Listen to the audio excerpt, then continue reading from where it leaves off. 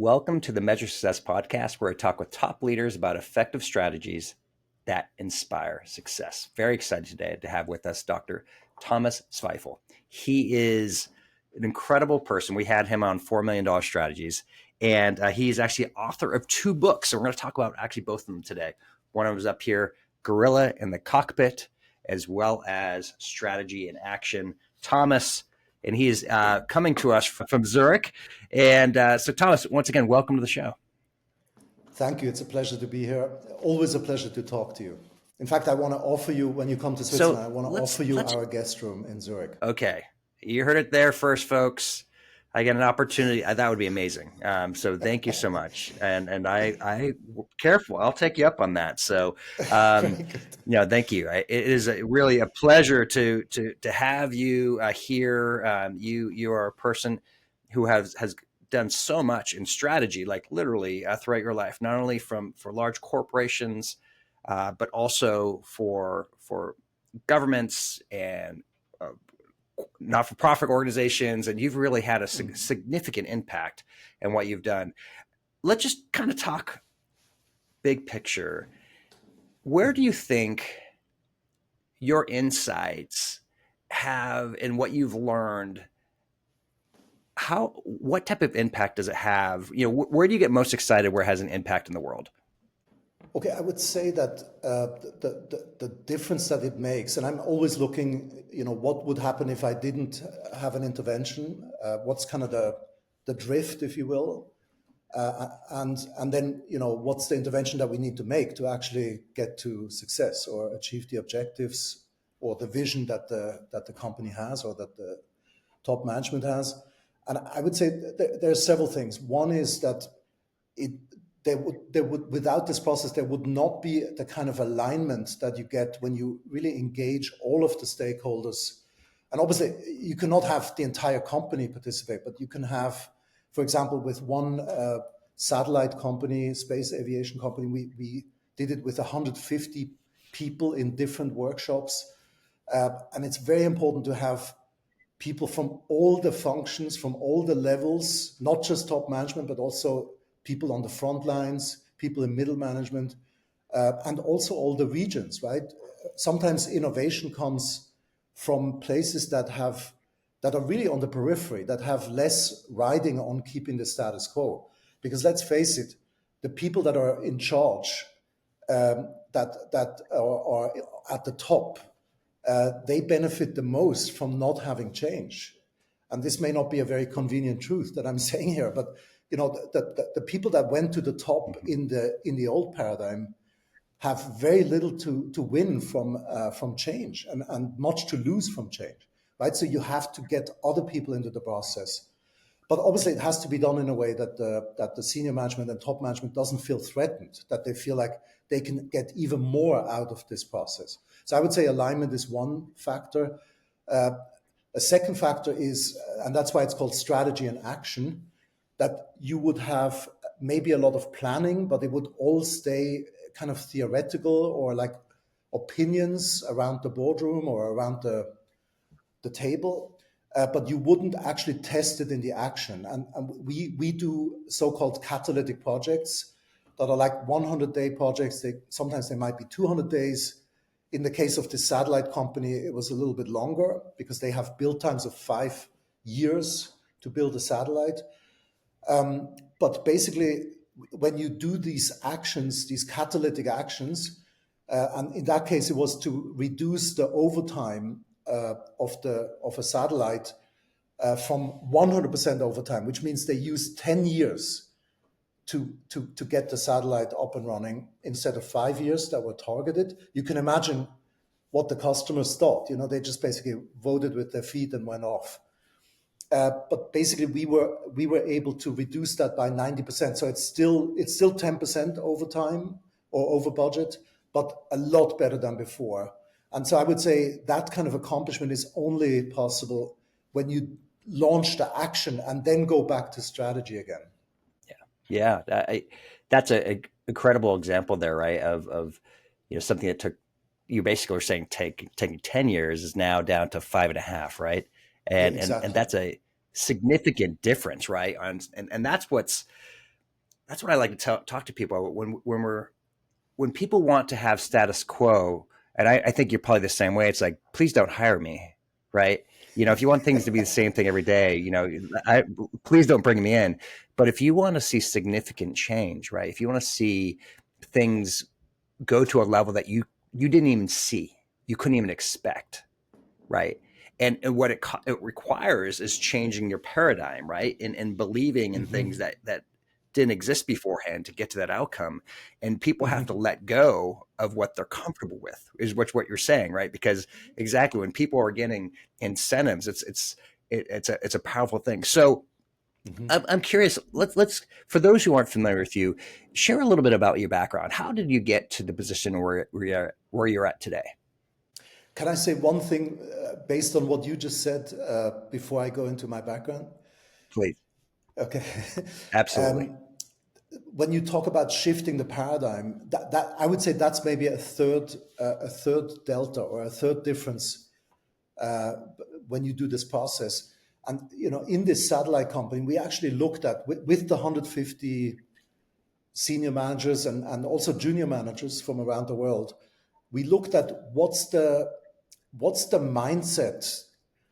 I call it the bottle. Okay, if you have a bottle in front of you on the table and you fill it with sand, it will have the shape of the bottle, right? If I fill it with oil, it will still have the shape of the bottle. If I fill it with water, it doesn't matter what kind of content I put in there, the context will be the same. And in that particular company, the context was our best days are behind us. Okay.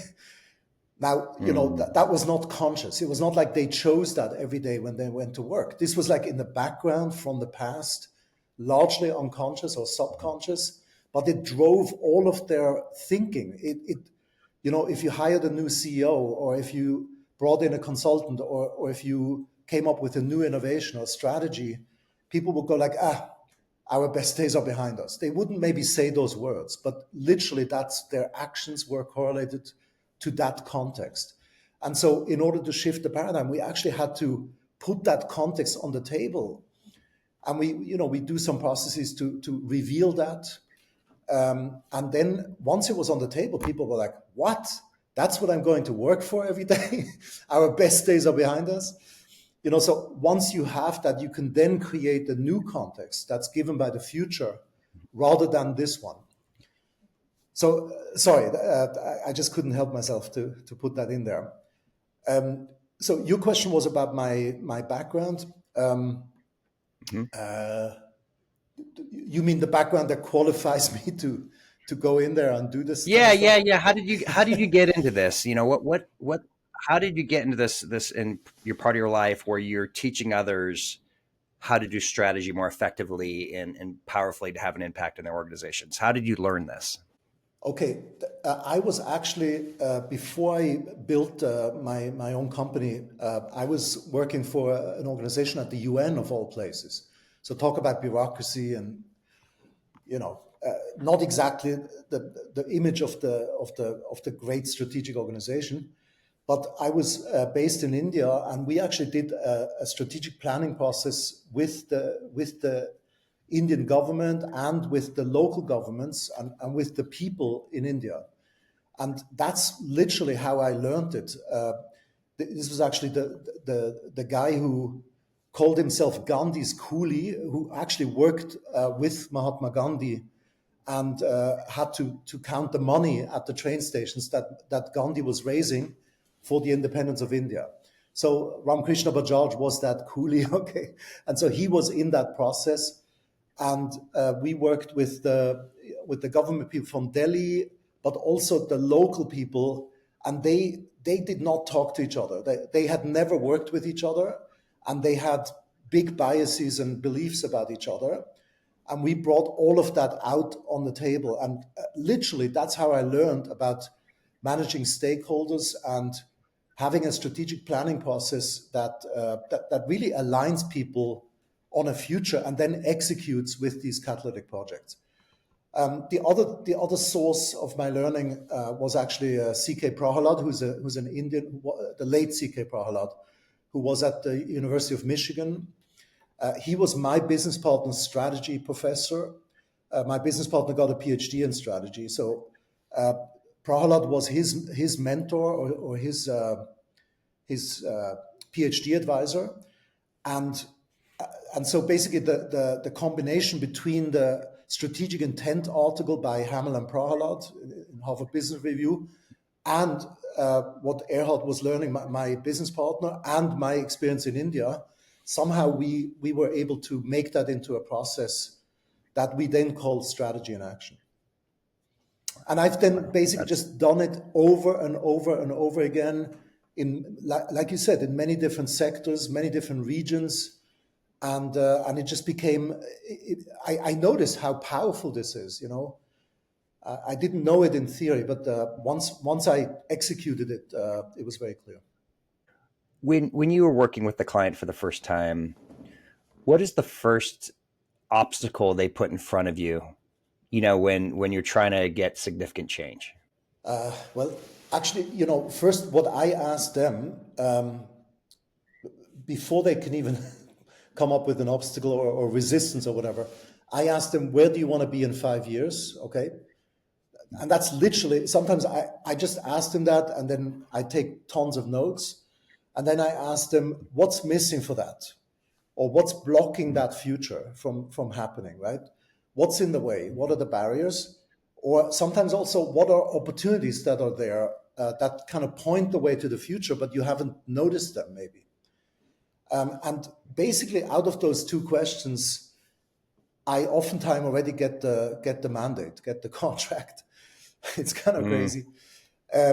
And then, you know, what people put in front of me as obstacles, we do a kind of an interview process, right? Where we do personal interviews with everybody who's going to be in the room, but also with people that will not be in the room during the process, that are other stakeholders that are important. It could even be customers. It could be regulators.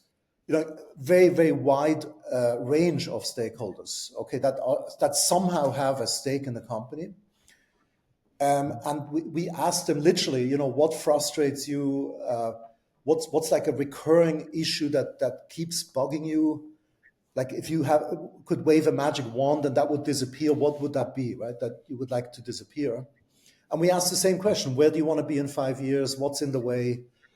And some other questions, you know, for example, what are you proud of? You know, what are the accomplishments that you're very proud of in the last 5 years? So out of all these questions, and it's like a catalog of about 12 questions, we come up with kind of underpinnings of a shared understanding. And that's the first step, right? Is to actually build a shared understanding, because everybody has their own understanding and they're trying to convince people of their understanding.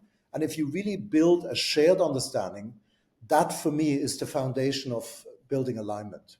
So the term strategy in action, how is that different from traditional strategic planning? That's a great question. I would say in traditional strategic planning, and you know, that has its place, right? If you build, if I build a house, we built a house a few years ago, or if I built the canalization system of Mumbai, I would say strategic planning, traditional planning has its place. It's a kind of a linear way of doing things.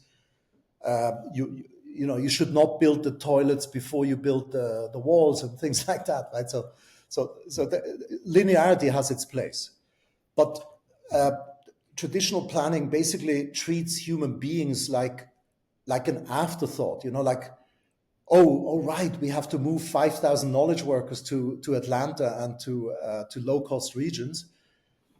This literally happened in a bank, right? They had this strategy, and then they suddenly said, oh, 5,000 people. And then those 5,000 people had real issues with the strategy, right? They were like, we're not going to do this. I'm going to leave this company. I'm going to look for greener pastures. And so we had a huge morale problem in the company. And so, you know, if you treat people like the chief agents of the strategy rather than an epiphenomenal like afterthought that you think about once the strategy stands, then that's a huge difference of strategy and action, right? The other thing is what I said earlier about the action. the dynamic of action, strategy, action. And by the way, in Switzerland, that's very unusual because people like to be 100% perfect before they launch action in Switzerland. I don't know how it Right. is in the US. In the US, I think there's a little bit more improvisation. In Israel, there's even more improvisation. But sometimes improvisation can be a nice euphemism for, or they call it adhocracy, right? So it's like adhocracy sounds somehow better than, or improvisation sounds better than, we have no idea where we're going. We're just going to make it up. So I think strategy and action is a great mixture between having a very clear vision, very clearly defined, everybody is aligned on it, and not having it be 100% perfect, maybe launching it when you're 80% perfect, and then learning from the action. Out of the catalytic projects, either they succeed to produce a breakthrough result that is already kind of a microcosm of the future that you ultimately want, or in the worst case, they will fail, but then you learn something out of the failure. Then you learned, well, that's not the way to go. Let's not continue putting money into that because it's not going to work. If it succeeds, you can actually scale it up. You can standardize it, institutionalize it. So I would say those are two major differences. In the book, there's a bunch of other ones, but I think those are the key ones. Yeah, no, it's good. That's good. So you've already discussed a bit about this concept of leadership and culture. I often say, change, you have to look at people, process, and systems. And often one, two, or three of those things have to get changed, right, before you can move on, because there's some constraints that's happened beside it. But this people side, I want to go back to that like one more time. You've mentioned this key of alignment. And I love that example you said of, hey, we're going to move 5,000 people. Are you okay with that? And it's like, of course not, right? How are we okay with this change from the people who are going within? So often people won't make that decision at all, right? They'll just, because it seems too hard, too difficult, too painful, they'll stop. But then they might have a long-term strategic risk of not being successful in the long run, right? By not making a decision like that. So what are the deeper, how do you take, like, peel the onion like one level deeper, and how do you really connect and get people to buy in when they're concerned about their own job or they're concerned about what the future is going to look like? Yeah, I think that happens very early on in the selection of who gets to be in the room. I would say it's between 12 and 20 people. When I talk about the 150, we did like 8 different workshops to have as much intimacy as possible. And I think a prerequisite for being in this process, even if you're not the CEO, even if you're not on the board, you gotta look beyond your job, right? I mean, you have to kind of look for the whole company and maybe even beyond that, right? I mean, actually stand with the customer. And I think that's a prerequisite for being in the process, is to not be driven by the fear of your own job, or what would happen if we come up with a strategy where I'm redundant. You have to think about the future of the company and the future of the market. You also have to do external analysis to actually see, where is this going? What are the substitutes? I mean, all of the Michael Porter questions, right? They're still valid. What's the rivalry of competition, substitutes, suppliers, buyers, and competitors, right? So those are things that you can only ask if you're not enslaved by fear. You have to kind of go beyond, into the future and into possibility rather than fear. Yeah, I think that definition right there is overcoming fear is absolutely critical, and saying it almost out loud, right? Like, these are our fears, and how do we overcome it? I think it's super powerful.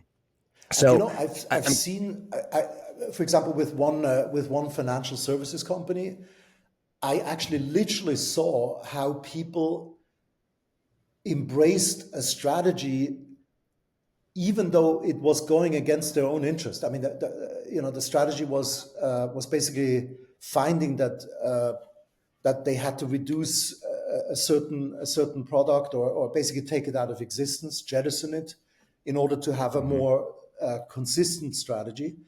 And I remember how the very guy who was in charge of that said, I'm on for that, because I can see that if I get fixated on my little turf, it's not going to work for the whole company, and I need to be bigger than that. So, and then he found something that was even bigger than the turf he had defended before. So, I think if you're willing to give up what you were, then sometimes something bigger will happen. A new door will open, and you will see something that's even more valuable that you couldn't see while you were holding on to the past. And I think that's the other major difference. Sorry, if I may say one more sentence. Yeah, please. I would say that strategy in action is absolutely obsessed with planning from the future and not from the past. Now you have to take stock of what is, and you have to take stock of the track record and stuff like that. But you should never be enslaved by that. And I think that's what I learned from strategic intent. That they gave the example of, I think it was Beat Xerox, the strategic intent of Canon, when Canon was like a tiny startup, right? Or if you take Nokia, when Nokia said, our strategic intent is to put the internet in everybody's pocket. And at that time, phones were like the size of my shoe, and certainly it was not available for everybody. And certainly it was not a smartphone. And it's kind of hard to think back to that time, but Nokia at that time was maybe not today anymore, but at that time in the 90s, they were willing to literally come from the future and then build that future from the future rather than from the past. Right. One of the cases that I'm sure you're quite familiar with is in Netflix. And, people forget, that they used to mail in CDs, right? They used to mail in movies, in the right? red Back and envelopes, forth. the red envelopes. That's right. Those. Yeah. That's right. And that was their business model. But there was a reason why it was called Netflix, because there was a belief that there was going to be the technology to get there. And so when he started seeing the digital capabilities, he built that, but he built it with an entirely new leadership team, because the existing leadership team, every single profit motive was built on the mail order system, right? Yes. And so he knew that they wouldn't be enthralled with all of their profit incentives going away. And think about what a tough decision that is. That imagine the existing team and then being aware of that there's a brand new team being put together to transform the future. And you can imagine the doubt and being scared and the fear and going, hey, this is cutting into the cost of my profits, that I'm having today. All those different things are going through. But if he didn't make that change, we'd probably not have Netflix as we see it today. Absolutely. I'm so glad that you mentioned Netflix, because it's also a great example of paradigm shift, or of actually context. And by the way, this culture deck, and it's by Hastings. You're talking about Hastings, right? Yes, correct. He put that so-called culture deck on the internet, and it's actually, as far as I know, it's still for free on the internet. If people want to download that, it's really interesting. And he basically talked about how an organization, when it grows, in the beginning, it's easy not to have bureaucracy, but eventually you just grow and grow and grow, and you start having regulations and start having massive bureaucracy. And the way they worked around that is actually by managing by context rather than by command and control, right? So basically, they literally said, and they used this quote by Saint-Exupéry, the French writer, who said, if you want to build a ship, don't tell people to gather wood and gather the tools and everything. Teach them the yearning for the vastness of the sea, and that's basically context, right? So you basically create a context that is so powerful and so compelling that they will then go and build the ship. And they said, if somebody makes a mistake in your eyes, Don't just correct them or basically reprimand them, but actually ask yourself, what context did I not create? Because that person's behavior, that person's action, and that person's mistake was a function of the context in which they operated, right? So rather than correcting people and controlling them and commanding them, basically give them a context in which they come up with the right decisions. That's a way taller order, and that's what they did. And as an example, they don't. I don't know if they still do that today, but when I read this culture deck, they did not have a vacation policy, right? So at Netflix, you can work 1 day a year, 365 days a year, whatever you choose, but you got to produce the result. So it's not a question of how much vacation do I get, and that's just one example of a policy where they literally took the policy out of existence and said it's up to you. You need to produce the results. So whatever works for you to produce the results. So it puts way more responsibility. And this is an example of how you can shift the culture or the mindset or the paradigm of a company. That's right. That's right. Let's touch on gorillas in the cockpit. I love the title. What does that mean? What is the concept of gorilla in context of strategy? Yeah, my co-author Vip Vias in Hong Kong actually came up with that title, and initially I was like, "What? What is that title?" But it kind of grew on me because that's literally a metaphor for what you experience when you're in the hot seat. You got this project going, and you got the client clamoring for the results, and you got regulators breathing down your neck, and you have financing going wrong, and you're literally in the hot seat, right? Things are changing. Take Berlin Airport, for example, right? Berlin Airport was 10 years late. It's a massive challenge to be in the hot seat of a project. So basically, to be a project manager is like being a gorilla in the cockpit. You're like, wow, what am I going to do? Where are the levers and dials?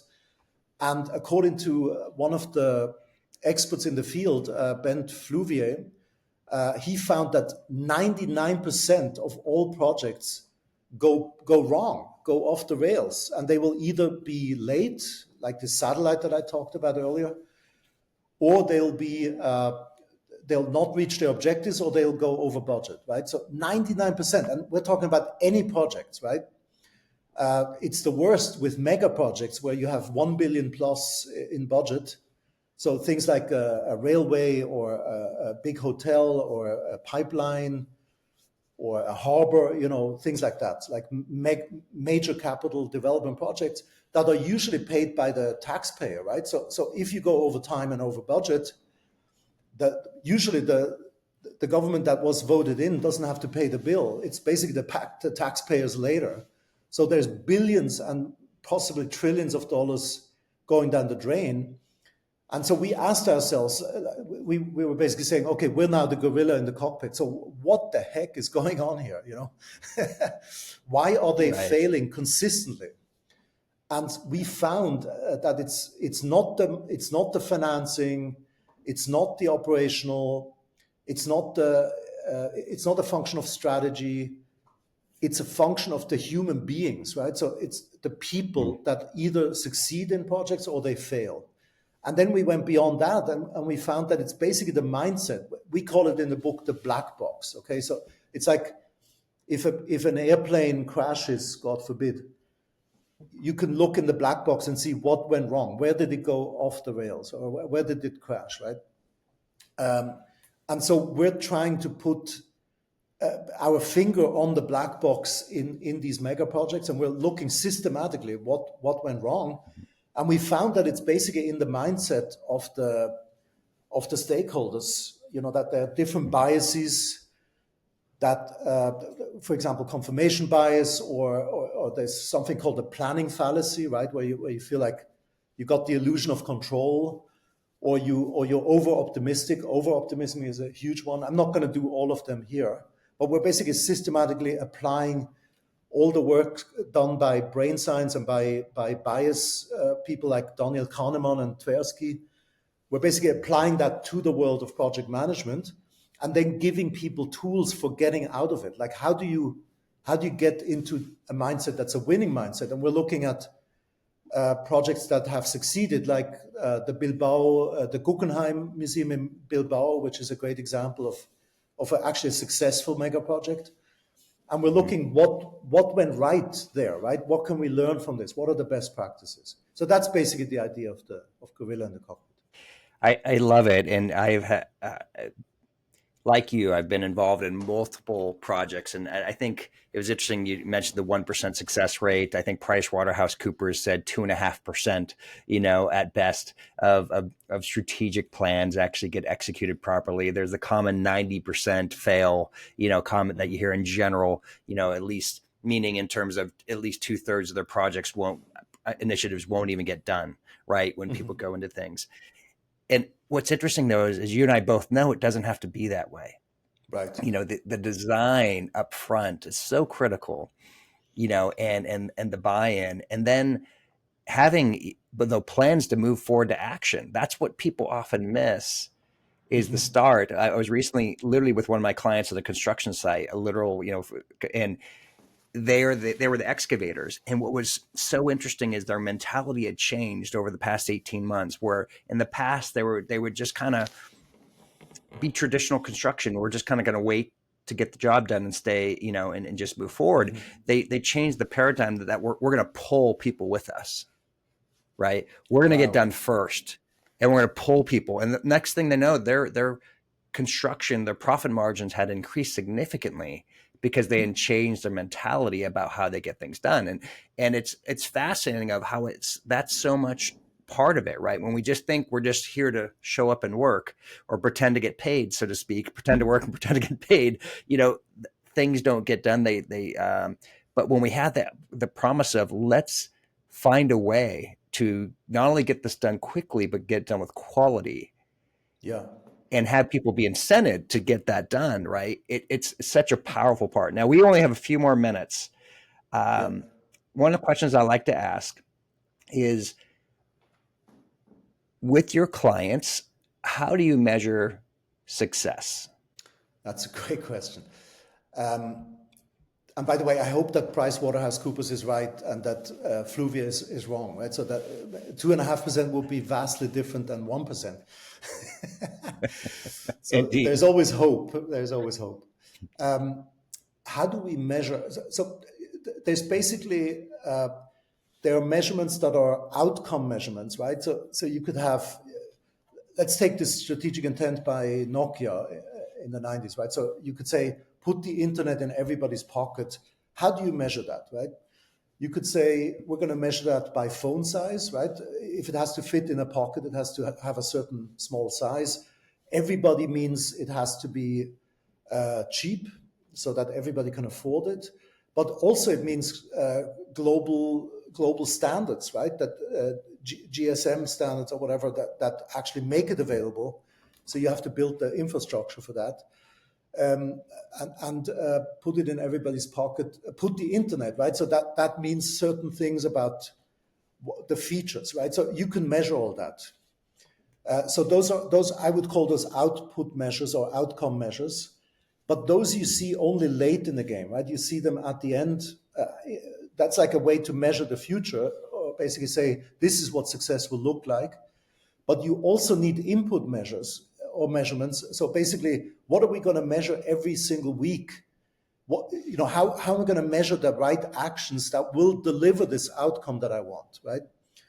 And that's where it becomes more like, okay, I need to generate 3 requests for proposal every week, or I need to get a certain amount of market share in China, although that could also be an outcome measurement. But basically, how do you measure the right actions that are correlated to delivering the right future? And that's an inquiry you have to make. And it's usually not the measurements that you used to measure in the past, like ROI or profitability or whatever. Those are, again, output measures, outcome measurements. And you have to look at, what am I doing every day, and which of these actions do I need to measure and what do I need, what kind of milestones do I need to hit in the interim in order to be on track for the future. Yeah, where you're hitting that leading indicators is a critical thing to measuring success for sure. And I appreciate you saying that, because it is often the difference between success and not success is knowing how you're going along the way before you can see even the horizon, right? You got to know the buoys, the traction that you're heading in the right direction, and you can measure that success. I think that's absolutely critical to get the outcome ultimately of where we're trying to get. And of course, you and I, we want to be a part of that 1%, 2.5%, right, of people who are actually getting the outcomes. So, of course, we're going to recommend people to order your books, both Gorilla in the Cockpit and Strategy and Action. Question for you: what's a book one book you'd recommend for our audience that's not yours, that really you think people in strategy should be reading? Okay, I'm sorry, but I'm going to mention two books. Okay. No, go for it.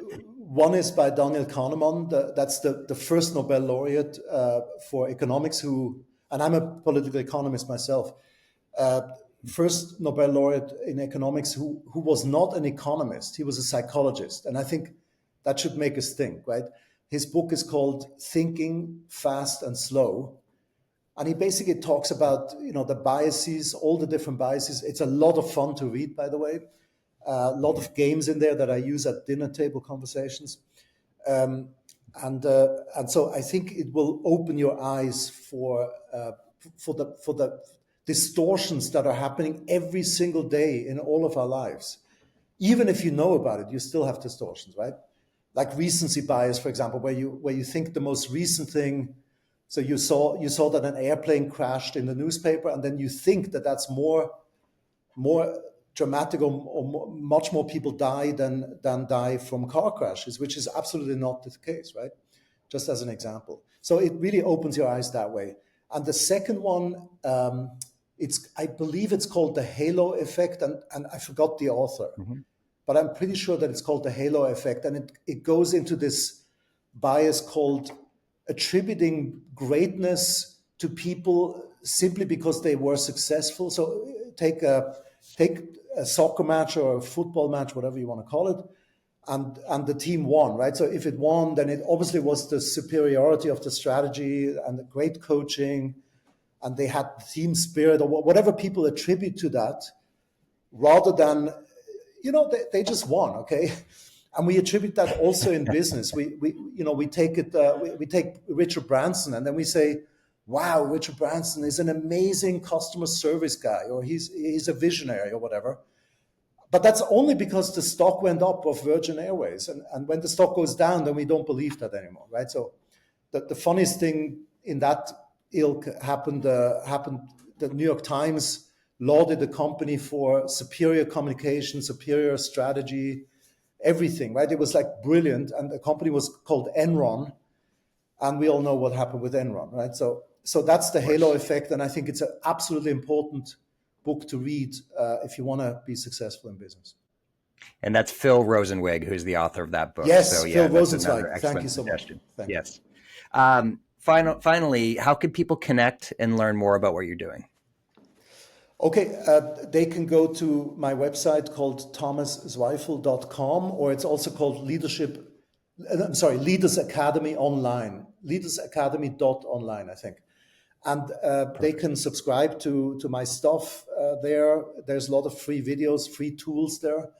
And there's also a free self-assessment that people can take. I invite them to take a leadership self-assessment. It takes about 3 minutes.